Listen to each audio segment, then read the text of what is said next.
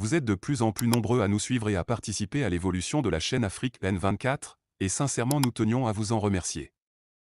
Nous lisons tous vos commentaires qui enrichissent le débat et vraiment nous vous demandons de nous soutenir, en aimant les vidéos pour une large diffusion, et pour continuer à avoir une ligne éditoriale indépendante, et vous proposer de nouvelles émissions toujours de plus en plus enrichissantes. Ne restons pas passifs, soyons actifs. Merci et à bientôt. Bonjour le Togo, bonjour les amis. Les amis, merci pour la confiance que vous me faites. Merci de croire en moi. Et surtout, merci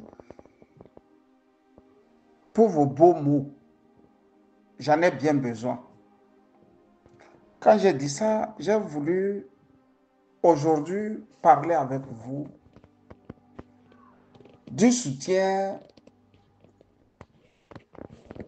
exogène que la dictature de Gnassingbé bénéficie. On a parlé ici et depuis des années du soutien interne, c'est-à-dire le soutien endogène. Les Togolais qui sont prêts à sacrifier la vie de tout un peuple pour leur bien personnel. Je ne reviendrai pas sur les cas Lanson. Quand je dis Lanson, souffrez que je vous dise qu'il y a bien des Lanson qui nous jouent des coups. Pas tous les Lanson. Moi, j'ai fréquenté avec Lanson Sedoufia à Sokoudé. Au passage, s'il m'écoute, dès demain, je lui dis bonjour. Je parle de ces Lanson qui sont devenus le problème du Togo. Je parle de ces Akeregourou qui sont devenus le problème du Togo.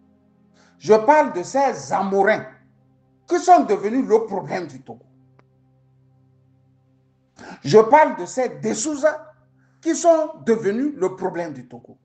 Et je parle de ces Olympios qui sont devenus le problème du Togo.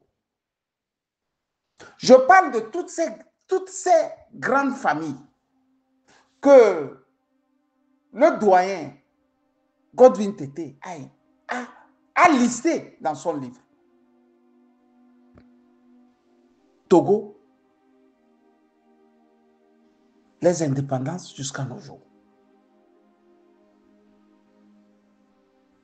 Je veux bien laisser davantage de ces familles qui sont venues s'installer au Togo. Et ils n'ont pas tort de venir s'installer. L'Afrique n'avait pas de frontières. Vous savez très bien qu'un pas de Souza était un esclavagiste notoire. Et j'ai eu à vous lire ce qu'il faisait. Il avait des cabiers à sa merci. Je vous listerai de ces noms. De ces noms qui avaient des Togolais à leur merci. Mais ce n'est pas ça qui m'intéresse actuellement.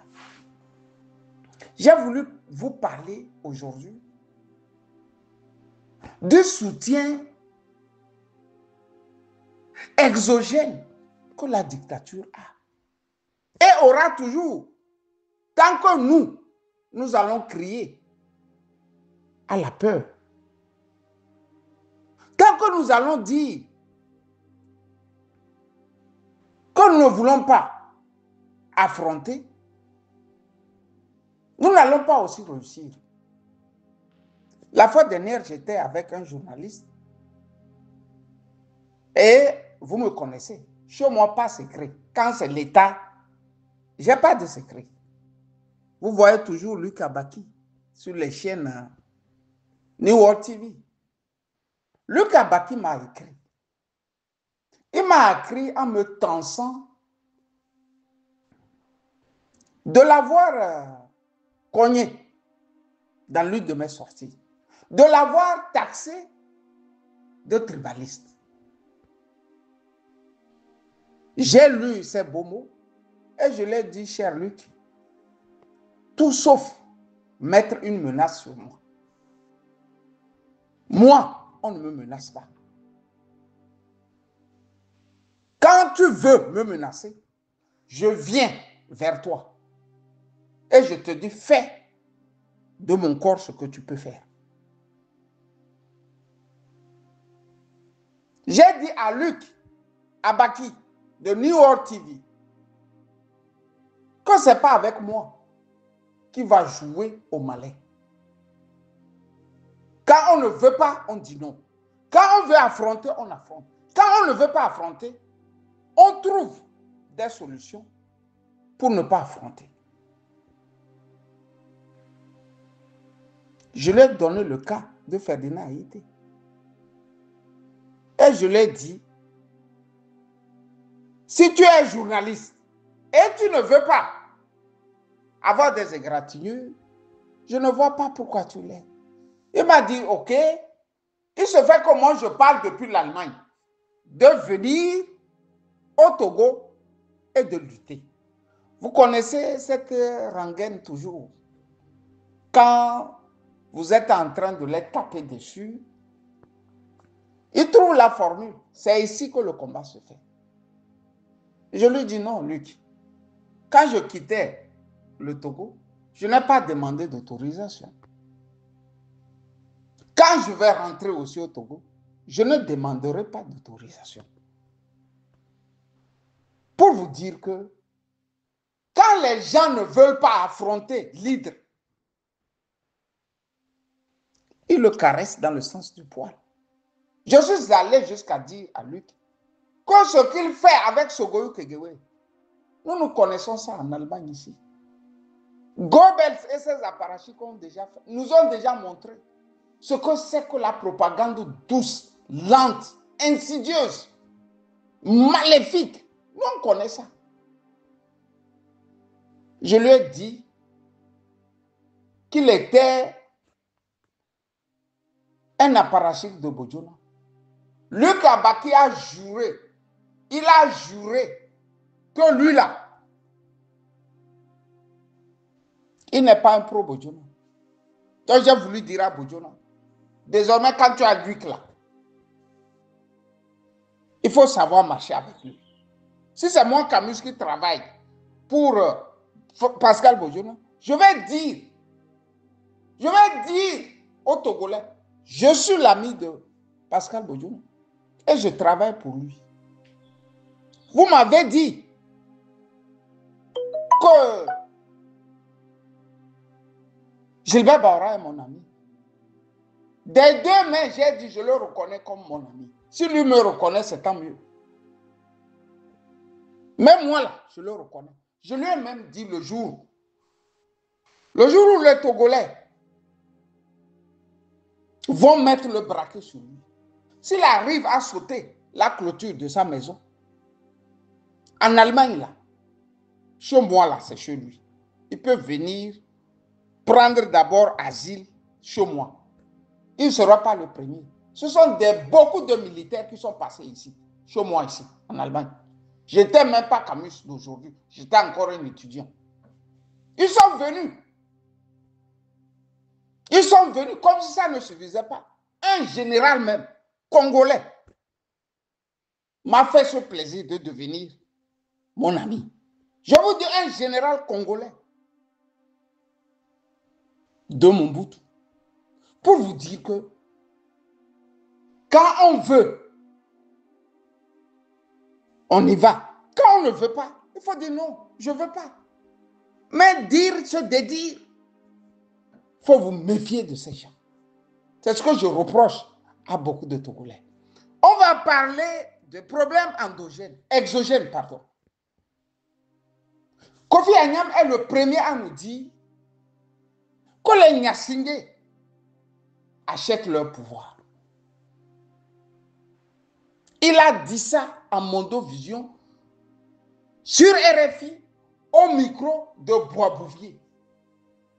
Il a dit que des chefs d'État de la sous-région lui ont dit qu'Adema Nyasingé achète son pouvoir.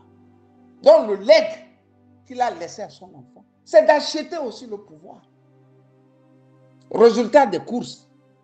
Vous voyez très bien que tout ce qu'il a fait, en amont jusqu'en aval, personne n'en parle. On trouve même que c'est normal. On se tait et on lui donne un rôle.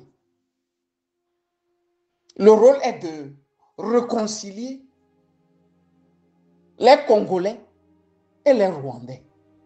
J'ai été le premier à dire, au fait, ce n'est pas la réconciliation qui intéressait les suppôts de Faure Gnassingbé.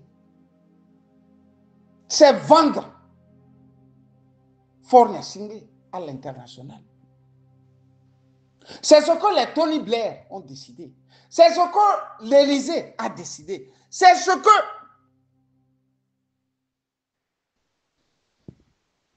l'Allemagne a décidé. Dans les prochains jours, je vous promets, chers Togolais, d'écrire une grosse lettre ouverte au président allemand. Ça, je vous le promets. Dans les prochains jours, je vais lui écrire une grosse lettre pour lui dire merci. Merci de nous avoir dupés. De nous avoir dupés. Parce qu'on l'aime ou pas. C'est Frans Steinmeier qui a pris sur lui de faire rentrer le Togo dans les pays fréquentables. C'est lui, l'actuel président. Horst Köhler les a invités ici en Allemagne en 2009. Vous savez comment ça s'est passé? Horst Köhler était au Ghana. Comme par hasard, les Faure Gnassingbé se sont retrouvés au Ghana, soit dit en passant, qui sont venus à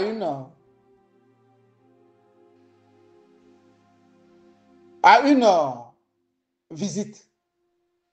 Mais en politique, tout le monde connaît la démarche. Le hasard, on peut le créer. C'est de bout en bout, et Ghanéens et Togolais ont pu rencontrer Horst. Feu Horst, qui a été président de l'Allemagne. Tu sais ce que, ou vous savez ce que Horst Köhler a dit à Faure Gnassingbé, à ses apparatchiks? Je vais vous aider. Ça dit, Goethe Institut brûlé, le carnage de 2005 est éteint, et ainsi de suite, ainsi de suite. Ils vont venir ici parader en Allemagne en 2009. Ils vont venir parader, ces gens-là. Et c'est le début. Parce que quand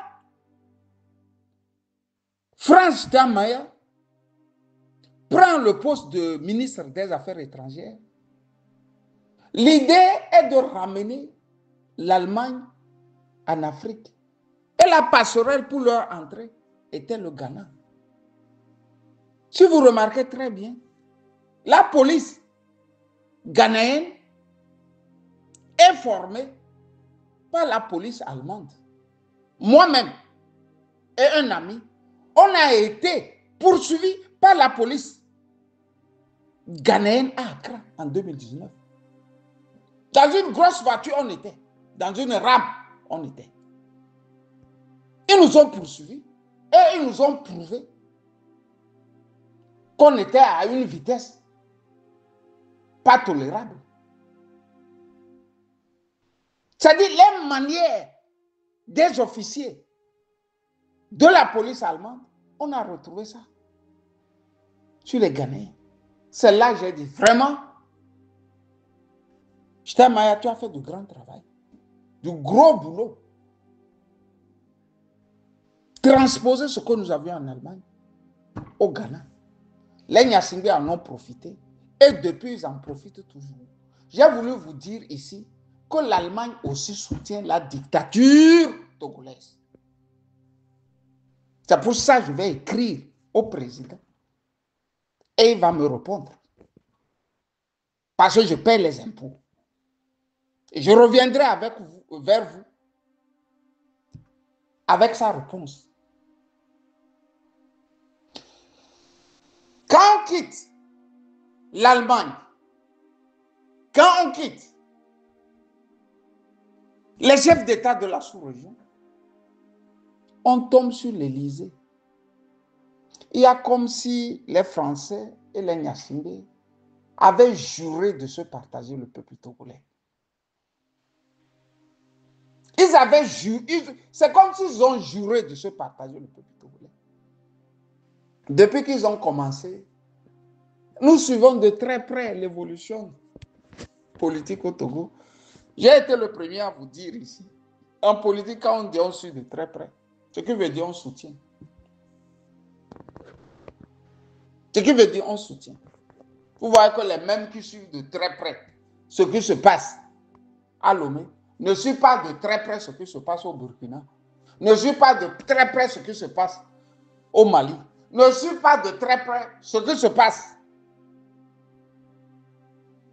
au Niger. Mieux, ils inondent dans leurs médias que le Burkina, le Mali et le Niger sont traversés par des juntes. Lesquelles juntes ont fait des coups d'État. Ce que Faure Gnassingbé a fait là, ça s'appelle quoi? C'est pire qu'un coup d'État. À la limite, c'est une injure contre le peuple togolais. J'ai voulu ici dire aux uns et aux autres,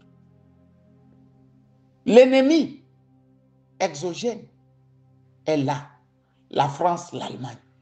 Les Américains, comme toujours, ont été les seuls à dire non, le peuple n'a pas été invité à cette mascarade. Et quand vous avez les Américains, vous avez le Nini. Si vous vous rappelez, lors de la Seconde Guerre mondiale, ils soutenaient les nazis et soutenaient les alliés en même temps. C'est ça l'Amérique. Je reprends.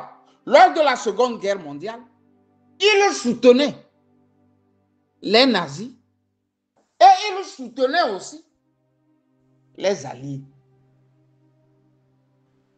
Comme pour vous dire que des deux camps-là, ils doivent vous bouffer quelque chose. L'Amérique actuellement soutient, ou les États-Unis soutiennent les Gnassingbé et soutiennent en même temps le peuple togolais.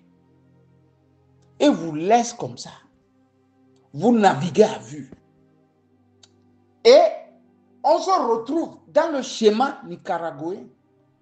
Je vous ai toujours dit, en Amérique latine, le Nicaragua est le pays le plus pauvre. Mais c'est le pays aussi que l'Amérique a ceinturé. Jusqu'à nos jours, tous les pays, jusqu'à la Bolivie, ont connu des joutes électorales démocratiques. Sauf le Nicaragua, toujours dirigé par les militaires. Et pourtant, c'est le pays le plus pauvre qui méritait la démocratie. Et quand vous prenez le livre Confession d'un assassin financier de John Perkins, vous comprenez pourquoi il faut tenir le Nicaragua dans la misère. Les amis, nous y sommes aussi avec le Togo. Au Bénin, ça bouge. Au Burkina, ça bouge. Au Mali, ça bouge. Au Ghana, ça bouge à 100 à l'heure. Mais au Togo, non seulement ça ne bouge pas, ça se désagrège. Tout se désagrège. Les Américains sont là, ils nous regardent. Les mêmes qui soutiennent que Fort aille réconcilier les Congolais et les Rwandais sont les mêmes qui soutiennent que Fort Gnassingbé devrait diriger toujours le Togo. Nous n'avons personne, chers Togolais. Nous sommes laissés à nous-mêmes. Malheureusement, on n'est pas comme les Perses, les Iraniens. Vous vous rappelez, quand Saddam Hussein avait attaqué l'Iran, dans les années, je ne sais pas, 79, je crois.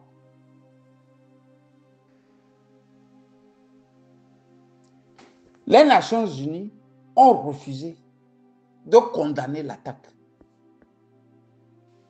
Je dis les Nations Unies ont refusé de condamner l'attaque. Dans l'espoir que l'Irak va prendre possession de l'Iran. Mais quand les Iraniens se sont retrouvés, ils ont appelé leur jeunesse à se lever. Quand les petits de 10 ans, de 15 ans, de 20 ans ont pris les armes et que tout s'est transformé en une victoire, les Nations Unies étaient les premiers à revenir. J'ai voulu ici dire aux Togolais, ce n'est pas parce que nous sommes à l'extérieur que nous parlons fort. Ce n'est pas parce que nous sommes à l'extérieur que nous parlons fort. Il y a d'autres qui n'ont même plus la possibilité de revenir à l'intérieur et de faire un travail de fond. Il y a beaucoup qui n'ont plus le passeport du Togo. Pas parce qu'ils ne veulent pas, mais parce qu'on ne leur donne pas. Vous voyez? On a de différentes sortes de problèmes. Pour le moment, à l'international, nous n'avons pas d'amis. Nous sommes comme les Iraniens. C'est à nous de nous organiser. Et en nous organisant, il faut absolument incorporer le fait que tous ceux-là, à l'interne, qui ont aidé à la dictature, devraient passer un jour à l'échafaud. Il faut dire ça aux Togolais traitants. La maman de Sina Lanson qui se dérange quand nous, nos mamans, sont en train de baver, elle devrait payer un jour. Les Lanson qui ont pris le parti du mal devront payer un jour. Les Amorins qui ont pris le parti du mal devront payer un jour. Tout le monde, toutes les familles qui ont pris sur elles de traquer les Togolais au profit de la dictature devraient payer un jour. J'ai voulu ici vous brosser et vous dire que l'ennemi exogène est là et nous regarde. Mais nous ne parlons pas de lui. Parce que lui, c'est 25%. À la limite, c'est 10, même 10%. Le problème, il vient de nous, nous Togolais. Alors nous laisser toujours la dictature, nous trimballer. Je saurais vous le dire. Mais je suis de ceux qui pensent, sur 9 millions d'âmes, il y aura les enfants du Togo qui vont écrire l'histoire du Togo. Il y aura des enfants du Togo qui vont écrire l'histoire du Togo. Pour le moment, moi, je ne m'estime pas vaincu. 5e République, pour moi, ça n'a jamais existé. Je voudrais que les Togolais mettent ça dans leur tête. 5e République, là, ça n'a pas existé et ça n'existera pas. Parce que c'est un homme qui a créé ça. C'est aussi un homme qui doit défaire ça. On nous avait dit que les 2 tours étaient impossibles au Togo. Tipi est sorti de nulle part. Il a imposé les 2 tours à Fort Gnassingbé. Les tipis, il y en a dans la cité togolaise. Quand j'ai dit ça, J'ai voulu vous dire, d'y croire, il faut croire. Le découragement ne doit pas être togolais. Un match, c'est 90 minutes. Tous ceux qui ont volé le Togo, tous ceux qui ont pillé le Togo, tous ceux qui nous font souffrir, ils devront un matin payer. Un matin, là, ils vont payer. On est devenu une risée. Tout le monde se moque de nous. J'ai écouté aujourd'hui le professeur nous dire que bon, écoutez, Togolais, ce n'est pas l'AES qui viendra faire votre combat. Il a raison. Il a raison. J'ai écouté les Maliens nous rire d'une manière sibylline. Sibylline, si c'est le titre de président qui vous gênait, Bonfort n'est plus président, il est président du conseil. C'est-à-dire, ce sont des railleries, on se moque de nous. On se moque, tout le monde se moque de nous. Comme on a déjà beaucoup tué chez nous là, on est obligé encore de recruter pour que Fort tue davantage. Afin que le reste là puisse être libéré et vivre mieux. Sinon, si on ne fait rien là, nous allons mourir à la pelle. Son père a vaincu nos parents, nos papas.